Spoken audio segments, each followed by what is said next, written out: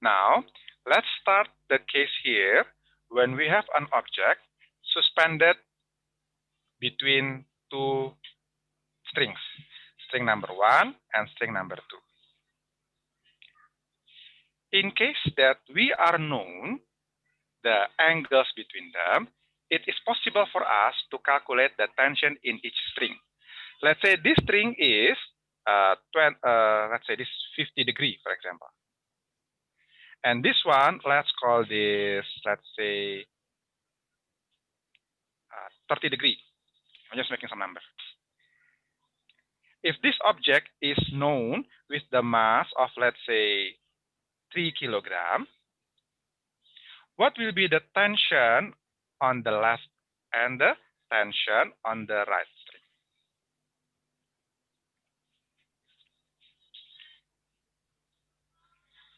Okay, we have had this before in the classes. Let's do it again.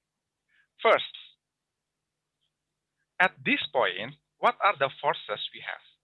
We have tension 1, tension 2, and also weight, which is 3 times 10, that is 30.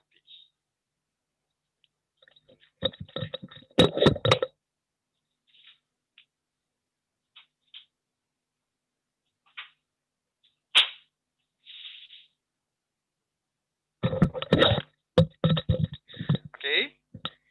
Now, after this... Sir, what is that angle on the left? Oh, that's going to be 50. Okay. 50.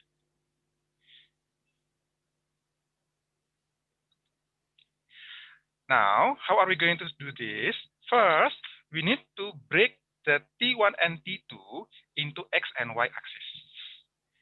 This is going to be T1X and this T1Y, sorry, T1Y axis, and this is going to be T1 on the X axis. T2, we're going to break them into T2 on the Y and T2 on the X axis. Now, if we do that, we're going to have this T1Y, and it's going to be T2Y. That's going T2X, and it's going to be T1X. And that's down, it's going to be 30. If we break them, this is what we have. Now we have 5 here.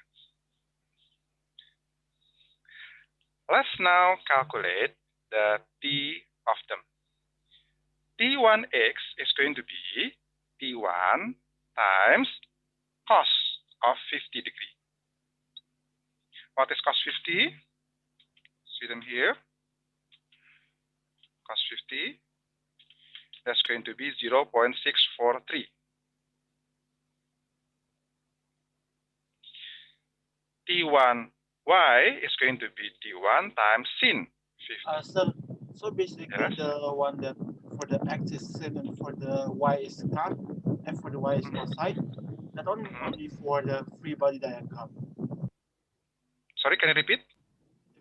For the one that the sin is for the x-axis and the cos is for the y-axis, not only for the free body diagram. That's for only the object in slope. If you have this condition here, object in slope, then this become W sin and this become W cos. But if you have string here into dimension, we have the normal condition. This is sin, this is cos. So besides the on the slope thing, it's all the same. Yes. And one here, after this, we have T2Y. Sorry, I'm going to write this here. T2X is T2 times cos 30 degree. What is cos 30? 0.866. And T2Y is going to be T2 times sin 30 degree. That's going to be 0.5. Now we have the number, yeah? Now, because it's equilibrium, left equal right. So T1X must be the same with T2X. T1X is 0.643 T1. The same with T2 x 0.x66 T2. Hey, where is it? Blurry. Wait. This one's blurry.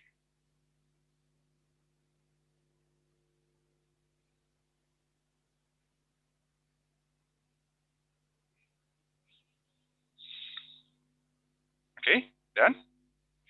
Now, in this case, we do this so we can make T1 as fraction of T2. So T1 is 0.866 over 0.643 T2. That's going to be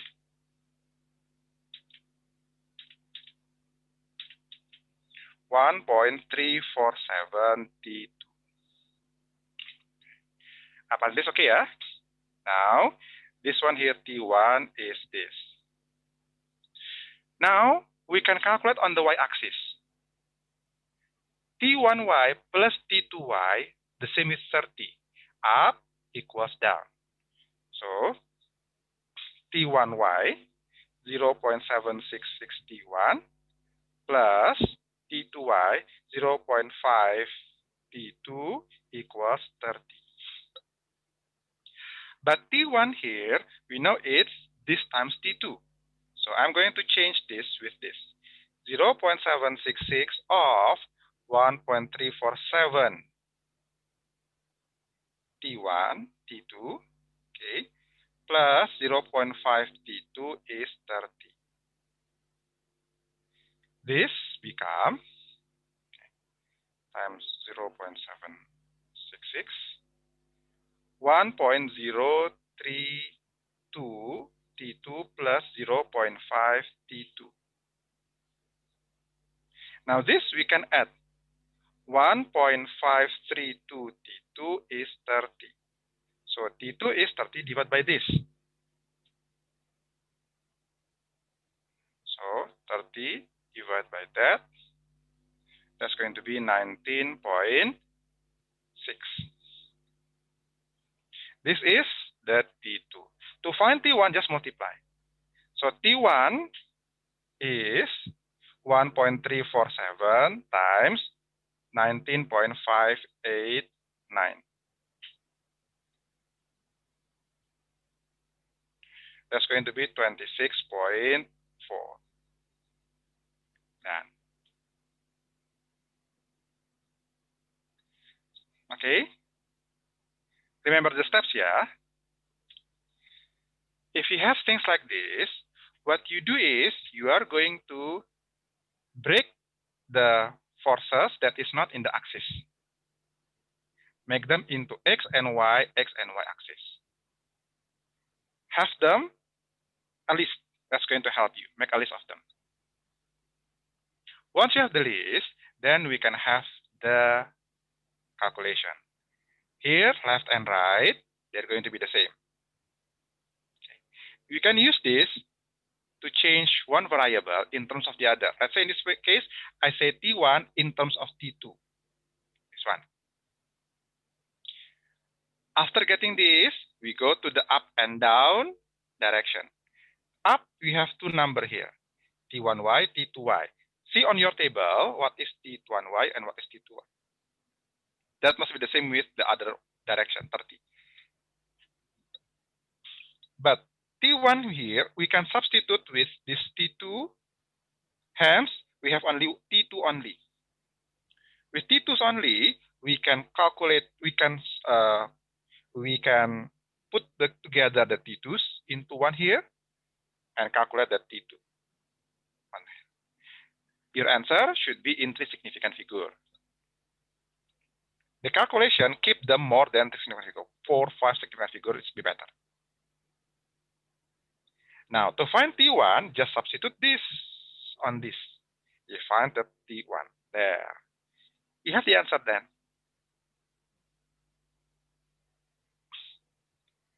Any question for this? No. No? Okay. Now, this is the first type of question. I'm going to give you the second type. Are you ready? Any question for this one? No. Oh, so just in general, Yes. how many questions will be there tomorrow? The number of questions, I forget, but the number of marks is 50. Let's see. 9 questions in total. No, that 9 question beranak, right, sir? Yes, of course. I Like mean any other organism. the general like big question. Sorry? The general big question. The general big? What do you mean, general big? Like one question have anak 3, so that being counted as 3, right? I mean like the anak being combined into one. Okay. Now I'm going to give you the next question. Yeah, I'm going to erase this. Are you still working on this? No. No? Okay. I'm going to erase, yeah. So the 9 question is 9 question beranak or 9 question or diikut anak? 9 question is the major one. There will be some sub from that. So a second type of question is something like this. You have forces here, same here. You have the weight here to be, let's call this, let's say 200 Newton. You are having two tension here. One of them is known. The tension here is known to be 150. Okay. With the angle as, let's say, 37 degrees. The question is, what is the tension on the other one here? And what is the angle theta? This question is actually easier. Ready? Now, as usual, the first thing to do is we're going to break this into the parts. But now, some of them, we have the number here. T1x, we can have the number here. T1x is 150 times cos 37 degree. What is it? 150 times cos 37. That's going to be 120. While T1y is going to be 150 times sin 37 degree.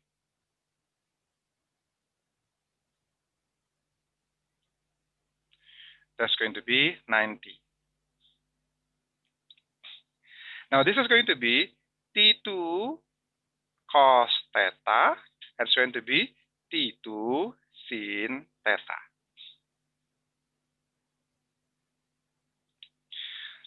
Just from this diagram, you can directly say that T2 cos theta is 120 because they must be the same left and right. Okay, and from top and bottom, 90 plus T2 sin theta is 200. So T2 sin theta is 110. Up until this, okay? How to find T then? From Pythagorean theorem, we know that the T is the square root of T2x squared plus T2y squared.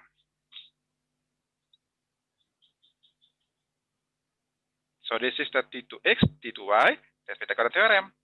That's going to be the square root of T2x is 120 squared plus 110 squared.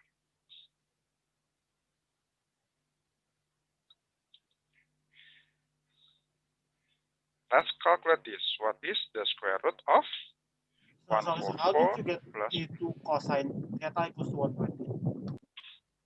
left and right must be the same. Okay. So that's going to be 163. Okay, then How are we going to find theta? There are several ways you can calculate theta. One of them is you can simply put the number here. So we know that T2 cos theta is 120, right? 160 cos theta is 120. Cos theta is 120 per 163. Okay. 120 divided by 10 0.737. So theta is cos inverse of 0.737. That's going to be 42.5 degrees. That is one way to do it. You can also put this on here if you want. You will get the same question, the same answer. Are you familiar with using the cos inverse? Guys? Yes. Yes, okay, good. Okay. That is the next type of question. Okay, now I'm going to give you the third type of question that is also important. Are you still taking note of this, or can I erase this? Ready, sir. Already? Okay. It's quite easy, yeah? It's very similar to the previous one. It's just that in this case, we know some of the number. We need to find out one part of them. In the previous one, we don't know the tension here, but we know the angles. Oh, wait, so this is basically similar to the airplane question. Yeah. Okay. Now, I have a very simple question here. I have an object that is 5 kilogram. Okay. It is on a rough surface with mu of 0.2. If I get this with a force of, let's say, 20 Newton, the force of 20 Newton, after 3 seconds, what is the distance that has been covered? So They're going to move 20 Newton. This is at the angle of 25 degrees. My question, what will be the distance that has been covered after 3 seconds? this time is in cosine, right? It's in cosine. Okay, now, first, of course, we need to break this. The 20 Newton changed into 20 sin 25, and back here, 20 cos 25. 20 sin 25 is going to be 8.45. And 20 cos 25 is going to be 18.13. So now I'm going to get again. This is going to be the 8.45. It's going to be 18.13. There is a weight. Clearly, it's 50. Okay. 5 times 1 here. Now, after this, we're going to have the normal contact force. The normal contact force plus 8.45 is 50. So normal contact force is 41.55. Okay.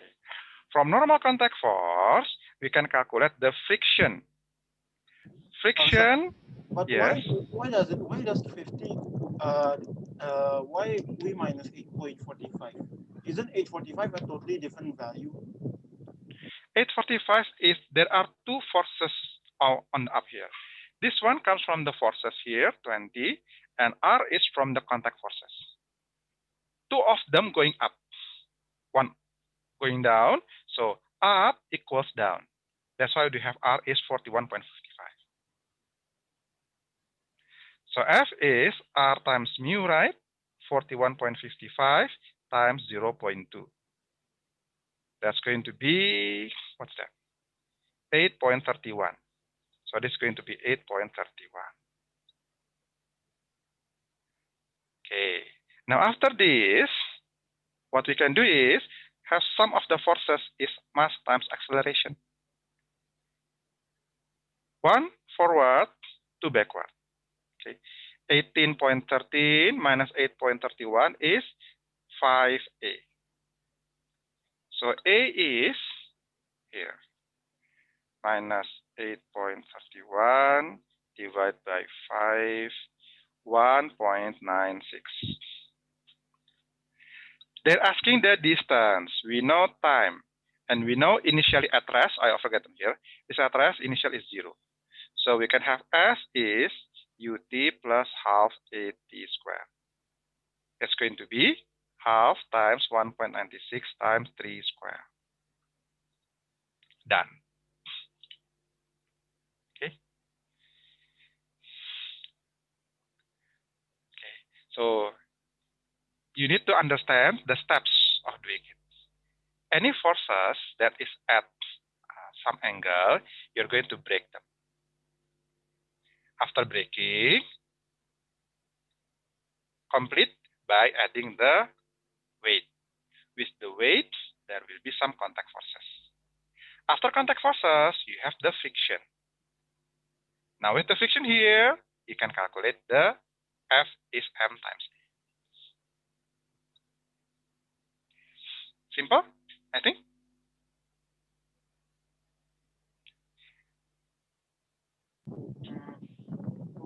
Okay. Okay. That will be it for now. I need to go for a prayer first. Okay.